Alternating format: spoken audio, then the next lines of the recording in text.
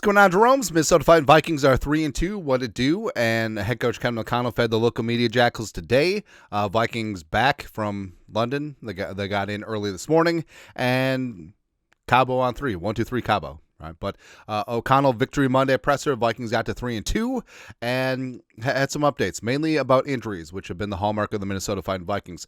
So quarterback JJ McCarthy is expected to return to practice week 7. Also, O'Connell mentioned that JJ will be able to get extensive work over the bye. Jordan Addison also says he's going to work with JJ over the bye. We'll see.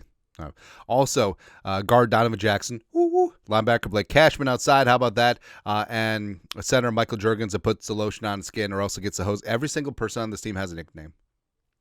Will return to practice. Cashman's going to have his 21-day practice window open. No update on Andrew Van Ginkel with a neck and or Brian O'Neill with the MCL.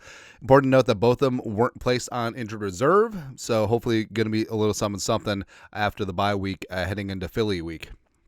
Also mentioned that Carson Wentz his left shoulder is being evaluated, and Wentz, even leading up to the Browns game, there have been talk that he was dealing with a lot of soreness, taking a bit of a pounding, sacked 12 times now, and was under duress throughout a couple of his starts. Offensive line played well yesterday, but Wentz still went into halftime, came back with that shoulder brace, and also, if you just looked at how he was carrying himself, seems like he has a rib issue. Maybe that explains some of the side-arming some of the throws. He just looked like a walking bruise. You know what I mean? So the bye week comes at a good time for Wentz, and the Vikings will have options with JJ coming back from that high ankle sprain and Carson Wentz working back from that non-throwing shoulder. Although it kind of looked like his throwing shoulder was sort of dinged up too. Either way.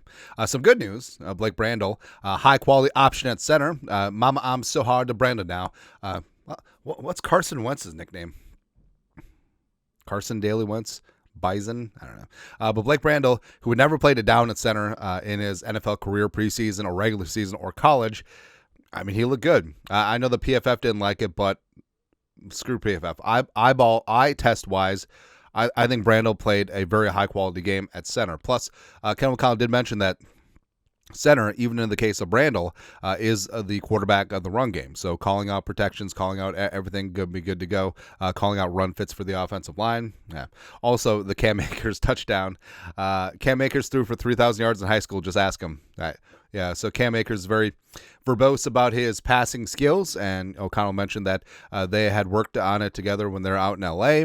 With the Rams, so there you go. And also, McCarthy, the value of sitting watching Carson Wentz. Now, it's different than last year because he was sidelined and he couldn't really implement in relative real time what he's seeing out there, and also talked about McCarthy seeing the value of the check down, especially when the check down is not your first read, and just putting the ball in play. And I think that's something that McCarthy definitely needs to add to the arsenal, where he's got an amazing arm, he's got a hose for an arm and can threaten every single blade of grass, but not every throw has to be a home run. I mean, singles add up too. Never go broke taking a profit. Plus, if you look at Tom Brady's Super Bowl winning drives of the first couple of Super Bowls, especially that one against the Rams, everything was just a check down.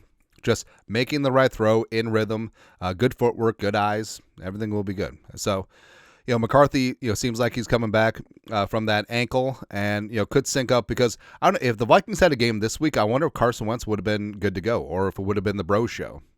But either way, the Vikings have the bye week and 2 full weeks to be able to evaluate how things are going to be going. Lots of people back at practice, and we still don't know what this team is because of so many injuries, so many adjustments have had to be made. And this 3-2 team is suddenly going to get really healthy and suddenly get very dangerous. So we're going to be good to go. Anyways, your thoughts are thoughts. Kevin O'Connell, injury updates, Victory Monday presser. Let us know. Comment section. You guys are the best. To do. Skol, production value.